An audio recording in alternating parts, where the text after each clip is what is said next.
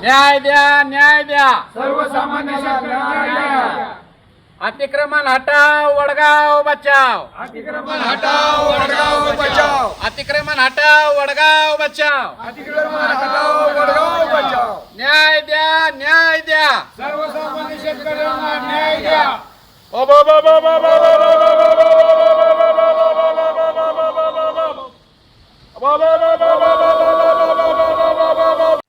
नमस्कार, मी डॉक्टर प्रसाद ओंबासे, वडगाव तालुका मान, जिल्हा सातारा.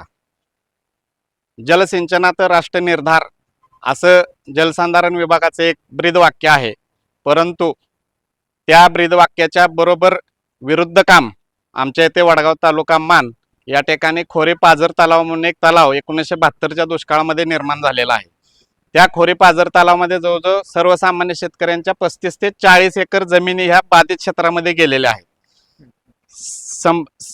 बाधित क्षेत्राच्या अनुषंगानं या शेतकऱ्यांना कुठलंही कम्पेन्सेशन आजपर्यंत भेटलेलं नाही. त्याच पद्धतीने तिथली जी तरुण मुलं आहेत, जी बेरोजगार आहेत, त्यांना कुठलाही प्रकल्पग्रस्ताचा दाखला मिळेल नाही. सुदैवानं आज त्या ठिकाणी जेहेकाटापूरच्या माध्यमातून त्या ठिकाणी पाणी येत आहे. सदर पाणी आल्यानंतर आमच्याच गावातील काही उच्चपदस्थ अधिकारी आहेत, त्यांचे नातेवाईक आणि त्यांच्या बगल बच्चांसाठी इथलं महसूल प्रशासन आणि लघु पाटबंधारे प्रशासन संगनमताने काम करून ते पाणी फक्त प्रमुख 4 शेतकऱ्यांनाच कसं मिळेल या अनुषंगानं प्रयत्न करत आहे. या 4 शेतकऱ्यांनी जवळजवळ 6-6 किलोमीटर पर्यंत पाईपलाईन पाण्यानं नेलेला आहे, ज्याची साईज 6 इंच आहे आणि त्या तलावाची जी क्षमता आहे ती 30 लाख लिटर पर्यंतची क्षमता आहे. हे जर पाणी 6 इंचच्या पाईपलाईन 24 तास जर वाहून नेलं तर येत्या 4 दिवसामध्ये हे पाणी पूर्णपणे ते 4 शेतकरी घेऊन गेल्यानंतर ज्यांच्या जमिनी या क्षेत्रात गेलेल्या आहेत ते शेतकरी पूर्णपणे त्यांच्या हाताला, दोन्ही हाताला चुना लावून बोंबलण्याशिवाय त्यांच्याकडे पर्याय राहणार नाही.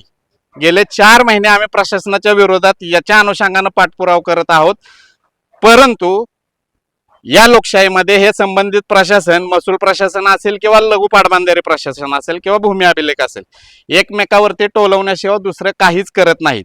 त्यामुळे आम्हाला आज या ठिकाणी प्रांताधिकारी दहिवडी या ठिकाणी सर्वसामान्य शेतकऱ्यांना बोंबाबोंब केल्याशिवाय पर्याय राहणार नाही, म्हणून आज आम्ही या ठिकाणी सर्वजण जमलेलो आहोत.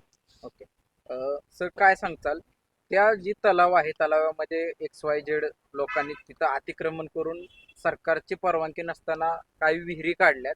तुम्ही मागणी करताय की ते मुजवल्या पाहिजेत आणि त्यातलं पाणी उपसून कुणालाच दिलं नाही पाहिजे. तुम्ही आता पुढचं लढा कसा असेल किंवा काय असेल?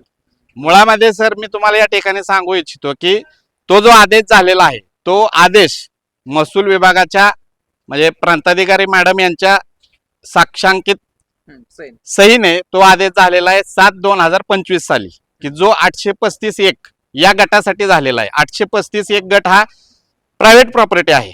त्या प्रायव्हेट प्रॉपर्टीमध्ये त्या शेतकऱ्यांनी काय करायचं हा पूर्णपणे त्याला अधिकार आहे, परंतु त्यांनी महसूल प्रशासनाला हाताशी धरून, तिथले मंडलाधिकारी असतील, तेथील तलाठी असतील, या सर्वांना हाताशी धरून 835-2 जो पाझर तलाव म्हणून रेकॉर्डला आहे त्या ठिकाणी यांनी ते विहिरीचं अतिक्रमण केलेलं आहे. त्या ठिकाणी विहीर पाडलेले आहे.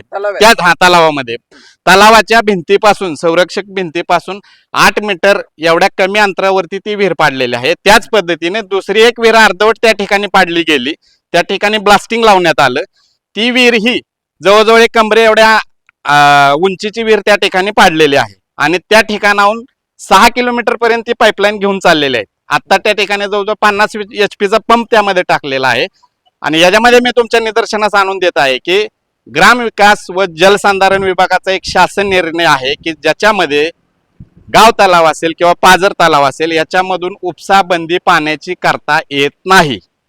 सुदैवाने ग्रामविकास मंत्री या तालुक्याचे आहेत. मला त्यांनाही सांगायचं आहे की आपण यामध्ये प्रामुख्याने लक्ष घाला आणि सर्वसामान्य शेतकऱ्यांचं हित जपासा.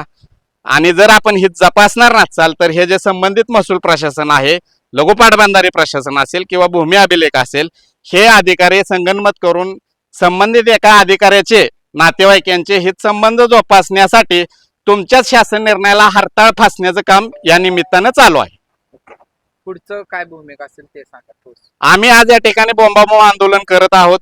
हे केल्यानंतर महसूल प्रशासन आणि लघु पाटबंधारे प्रशासनाला जाग आली तर ठीक, नसेल तर येणाऱ्या 15 ऑगस्टला वैयक्तिक मी कोणतेही इंटिमेशन ना महसूल प्रशासनाला देणार, ना लघु पाटबंधार, ना पोलीस प्रशासन. मी जे काय असेल ते माझ्या पद्धतीनं मी नॉट रिचेबल असणार आहे. त्यावेळी हे शेतकरी त्यांच्या घरी असतील, पण माझं जे काही वैयक्तिक नुकसान होईल त्यावेळी त्याला सर्वस्वी जबाबदार मात्र शासन राहील, एवढं मी या निमित्तानं सांगतो.